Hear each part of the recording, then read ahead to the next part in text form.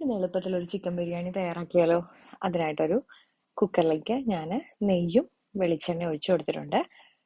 ഇതിലേക്ക് നമുക്ക് ചെറുതായിട്ട് നമ്മൾ സ്ലൈസ് ചെയ്ത് വെച്ചേക്കുന്ന സവാളയൊന്ന് വറുത്ത് കോരിയെടുക്കാം കേട്ടോ. നമുക്ക് ആവശ്യത്തിനുള്ള നമ്മൾ എടുക്കുന്ന സവാള അനുസരിച്ചിട്ട് നെയ്യുടെയും വെളിച്ചെണ്ണയുടെയും ഒക്കെ അളവിന് വ്യത്യാസം ഉണ്ടാവും. നമ്മളിത് വറുക്കുന്ന സമയത്ത് ലേശം ഞാൻ ഉപ്പിട്ട് കൊടുത്തിട്ടുണ്ട്, പെട്ടെന്നൊന്ന് വറുത്ത് കിട്ടാൻ വേണ്ടിയിട്ടാണ്. ഇതിപ്പോൾ നന്നായിട്ട് ഫ്രൈ ആയി വന്നിട്ടുണ്ട്, കോരി മാറ്റി വെച്ചിട്ടുണ്ട് കേട്ടോ.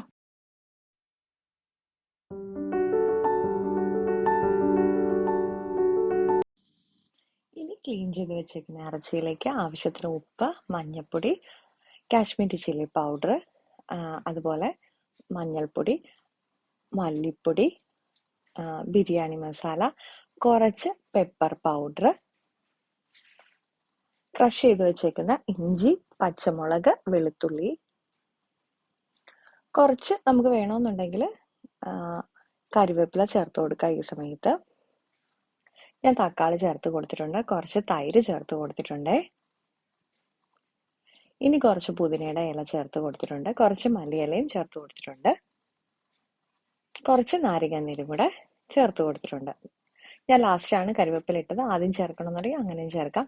ലാസ്റ്റായിട്ട് ഞാൻ ചേർക്കുന്നത് കുറച്ച് ബിരിയാണി മസാല കേട്ടോ. ഈ സമയത്ത് വേണമെന്നുണ്ടെങ്കിൽ നമുക്ക് ഗരം മസാലയാണെങ്കിലും ചേർത്ത് കൊടുക്കാം.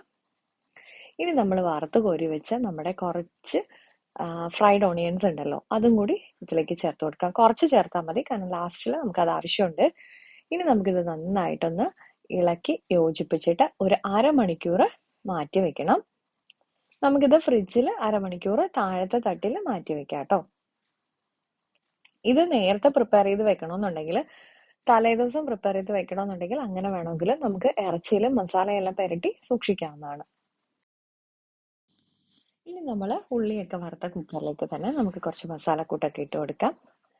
പെരുംജീരകം, കറുവപ്പട്ട, ബേ ലീഫ്, അങ്ങനെ നമ്മുടെ കയ്യിൽ അവൈലബിൾ ആയിട്ടുള്ളതൊക്കെ ചേർത്ത് കൊടുക്കാം കേട്ടോ. ഇതിൽ നെയ്യ് ഉള്ളത് കൊണ്ട് ഞാൻ അഡീഷണൽ നെയ്യ് ഒഴിച്ചു കൊടുത്തിട്ടുണ്ടായിരുന്നില്ല. ഇല്ലെന്നുണ്ടെങ്കിൽ ഈ സമയത്ത് കുറച്ച് നെയ്യ് ഒഴിച്ചു കൊടുക്കാം. നമുക്ക് ഇതിലേക്ക് വേണമെന്നുണ്ടെങ്കിൽ നമ്മുടെ അരി, നമ്മൾ ക്ലീൻ ചെയ്ത് വെച്ചേക്കുന്ന ബിരിയാണിയുടെ അരി ഉണ്ടല്ലോ, അത് ഈ സമയത്ത് വേണമെന്നുണ്ടെങ്കിൽ ജസ്റ്റ് ഒന്ന് വറുത്ത് കോരാം. ഞാനിപ്പോൾ അങ്ങനെയല്ല ചെയ്യുന്നത്. ഇനി ഇതിലേക്ക് ഞാൻ ചെയ്തത്, നമ്മൾ മാരിനേറ്റ് ചെയ്തിട്ട് 30 മിനിറ്റ് വെച്ചാൽ നമ്മുടെ ചിക്കൻ ഒന്ന് ഇട്ട് കൊടുക്കുകയാണ്. ലോ ഫ്ലെയിമിലായിരിക്കണം കേട്ടോ.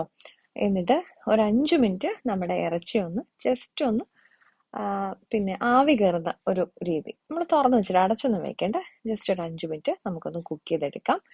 ഇനി ഇതിൻ്റെ മുകളിലായിട്ട് നമ്മൾ ക്ലീൻ ചെയ്ത് മാറ്റി വെച്ചേക്കുന്ന നമ്മുടെ അരി ഒന്ന് ചേർത്ത് കൊടുക്കാം. ഇനി നമ്മുടെ ബിരിയാണിക്ക് നമ്മൾ അരി എടുക്കുന്നതനുസരിച്ചിട്ട് അളവിലുള്ള വെള്ളം ഒഴിച്ചു കൊടുക്കാം കേട്ടോ. ഇനി നമുക്കിത് മീഡിയം ഫ്ലെയിമിൽ ഒരു വിസിൽ വരും വരെ ഒന്ന് വെച്ചു കൊടുക്കാം. ഞാനിപ്പോൾ ഇതിൻ്റെ പുറമേയായിട്ട് കുറച്ച് പൈനാപ്പിൾ പീസും അതുപോലെ തന്നെ കുറച്ച് ഫ്രൈഡ് ഓണിയനും കൂടെ ചേർത്ത് കൊടുത്തിട്ടുണ്ട്, അത് ലാസ്റ്റിലെ. ഇനി ഇതൊന്ന് നമുക്ക് അടുപ്പിൽ നിന്ന് മാറ്റി വെക്കണം കേട്ടോ. എന്നിട്ട് പ്രഷർ റിലീസ് ആകും വരെ വെയിറ്റ് ചെയ്യാം. ഒരു 15-20 മിനിറ്റ് കഴിയുമ്പോൾ തന്നെ നമ്മുടെ പ്രഷറൊക്കെ ഒന്ന് പോയിട്ടുണ്ടാവും. അപ്പം ഞാനിപ്പോൾ തുറന്നിട്ടുണ്ടേ, നമ്മുടെ ബിരിയാണിയൊക്കെ നല്ല പെർഫെക്റ്റ് ആയിട്ട് വന്നിട്ടുണ്ട് കേട്ടോ. അപ്പോൾ ഇത് വളരെ ഈസി ആയിട്ട് തയ്യാറാക്കാവുന്ന ഒരു കുക്കർ ബിരിയാണിയാണ്. അപ്പോൾ എല്ലാവരും ഒന്ന് ട്രൈ ചെയ്ത് നോക്കിയിട്ട് ഫീഡ്ബാക്ക് കമൻസ് വഴി അറിയിക്കണേ. വീണ്ടും അടുത്ത വീഡിയോയിൽ കാണും വരെ നന്ദി, നമസ്കാരം.